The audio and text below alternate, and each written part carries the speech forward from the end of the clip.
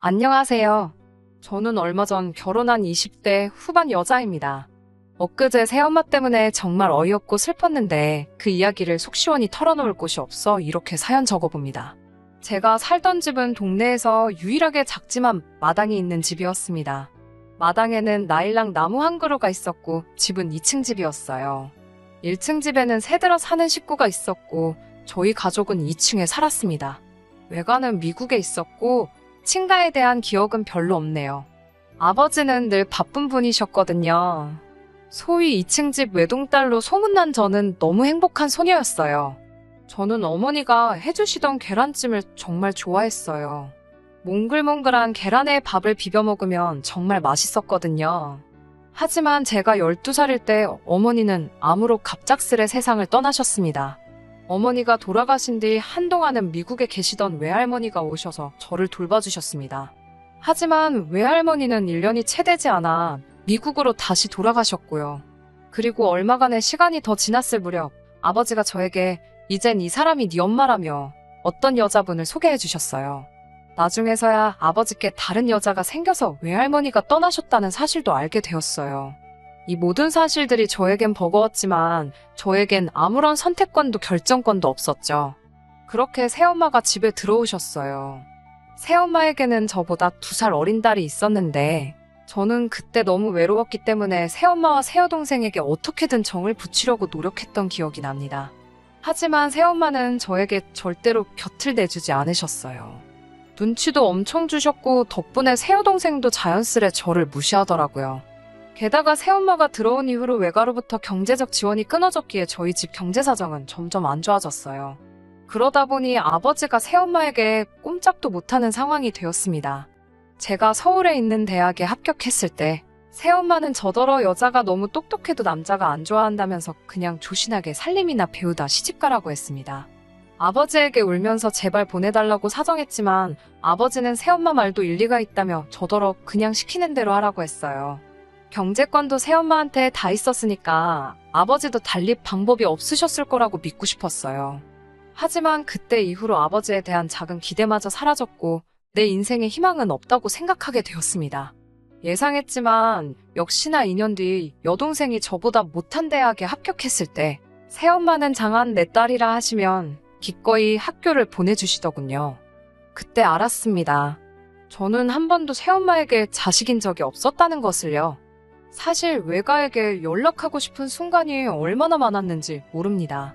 하지만 어린 마음에 제가 외가 집에 자꾸 연락하면 새엄마와 아버지가 나를 버리진 않을까 너무 두려웠어요. 두려워서 외가에 연락할 수 없었어요. 그래도 적어도 저를 직접 때리거나 내쫓지는 않으셨기 때문에 그럭저럭 붙어서 같이 살다가 결국 21살에 중소기업의 계약직으로 취업하면서 독립할 수 있었습니다.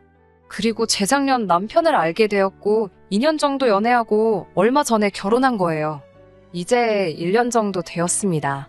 자상하고 성실한 남편은 늘 제 편이 되어주는 사람이었고 이런 사람과 진짜 가족을 만들고 싶다는 꿈을 꿀 무렵 남편이 먼저 저에게 결혼하자고 하더라고요. 평생 저에게 버팀목이 되어주고 싶다면서요. 저는 기쁘게 남편의 프로포즈를 받아들였네요.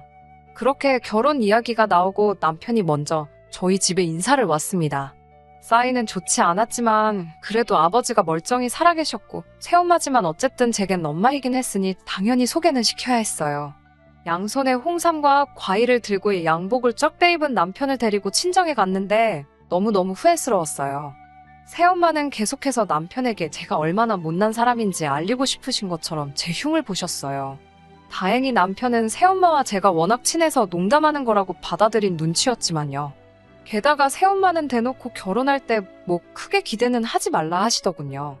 그러면서 저에게 하나뿐인 여동생은 아직 취직도 못해서 도움이 필요한데 나 몰라라 하고 혼자 시집가냐며 못됐다고 하시더군요. 다른 집 딸들은 키워줘서 감사하다고 돈 벌어서 주고 간다는데 넌 뭐냐고 면박도 주셨습니다. 뭔가 자존심 상하고 수치스럽고 창피해서 닭똥 같은 눈물이 쏟아질 것만 같았어요. 남편도 도대체 이게 무슨 상황인가 싶었는지 제 눈치 보기 바쁘더라고요. 사실 남편에게 내 가정사를 제대로 이야기한 적이 없었거든요.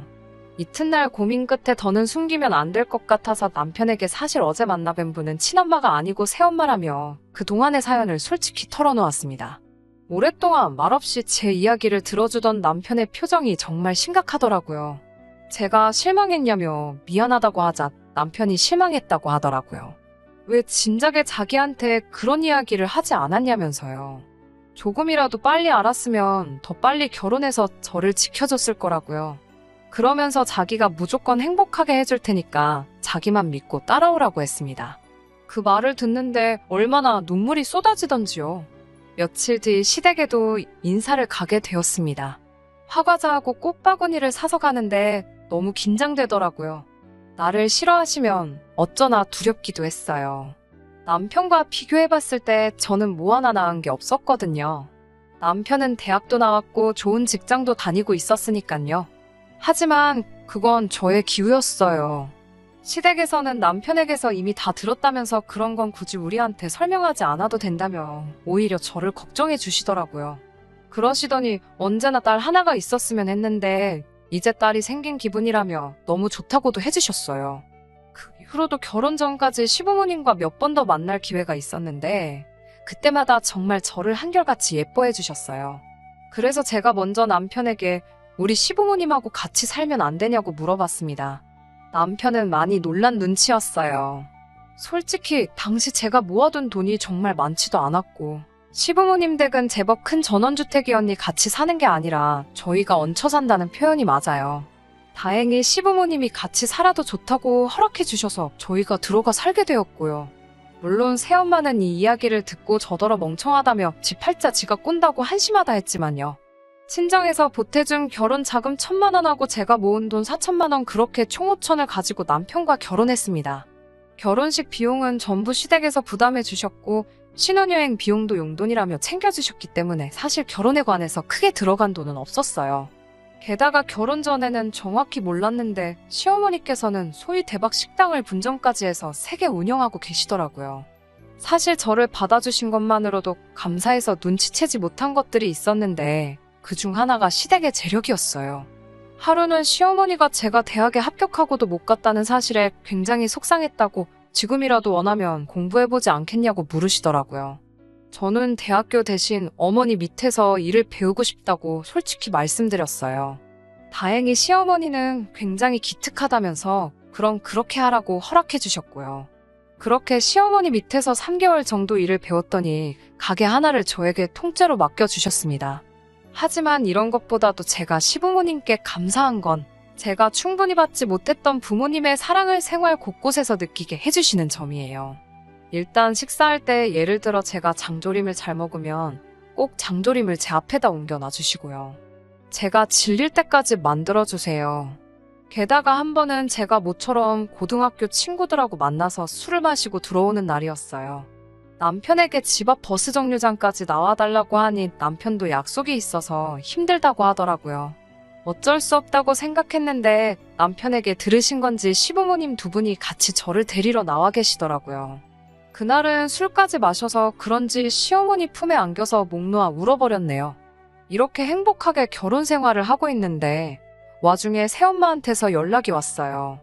보통 새엄마로부터 연락이 오면 대부분 좋은 소식은 아니라서 기분이 좋지 않았습니다. 전화의 용건은 여동생이 혼전 임신으로 당장 결혼식을 올려야 한다고 하더라고요. 제가 축하한다고 청첩장 나오면 연락 달라고 무미건조하게 말하자 새엄마가 저더러 집으로 한번 오라고 하시더라고요. 가게 일 때문에 바빠서 그렇게는 안 될 것 같다고 하니 그럼 자기가 가게로 오겠다고 하시대요. 그리고 정말 황당한 일이 벌어졌습니다.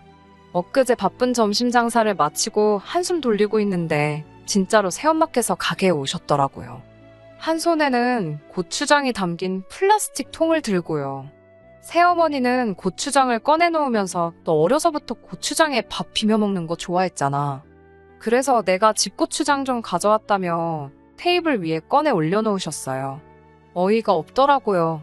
저는 단 한순간도 고추장에 밥 비벼 먹는 걸 좋아한 적이 없었어요. 단지 새어머니가 다른 반찬을 먹으면 눈치 주고 맛있는 반찬은 다 여동생 앞에다 몰아주고 그랬으니까 제가 어쩔 수 없이 고추장에 밥을 비벼 먹었거든요. 그래서 저 지금까지 비빔밥은 쳐다도 안 보거든요. 10번이고 100번이고 양보해서 새어머니께 고추장에 밥 비벼 먹는 모습을 너무 많이 보여드린 제 탓이라고 생각하고 있는데 새어머니가 사실 할 말이 있다면 용건을 꺼내더라고요. 구구절절 말이 많았는데 결론은 여동생이 혼전 임신을 했는데 남자 쪽이 너무너무 무능력하고 가진 게 없다면서 저더러 돈 좀 해달라는 거예요. 그래도 결혼식인데 원하는 드레스는 입히고 해외여행은 보내야 하지 않겠냐면서요. 어떻게 저렇게 뻔뻔한 소리를 할 수 있나 싶어서 말이 안 나왔습니다. 제가 저 그럴 돈 없다고 하니까 너네 시댁 돈 많은 거 다 알고 왔다면서 치사하게 굴지 말고 네 시모한테 한번 물어보랍니다. 제가 절대로 그럴 수는 없다고 정색하자 너는 나보다 네 시모가 더 중요하냐고 역시 머리 검은 짐승은 거두는 게 아니라고 노발대발하더군요. 제가 그래도 눈 하나 깜짝 안 하자 급기야 새엄마는 저한테 이욕저욕하면서 너 식탐 부릴 때부터 내가 알아봐서 고추장만 먹인 거라며 네가 그 모양으로 생겨서 네 아빠도 너한테 관심이 없는 거래요.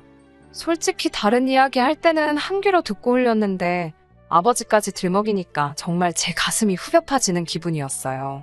다시 어린 시절에 저로 돌아간 것 마냥 아무런 반응도 못하고 있는데 뒤에서 시어머니의 목소리가 들렸습니다.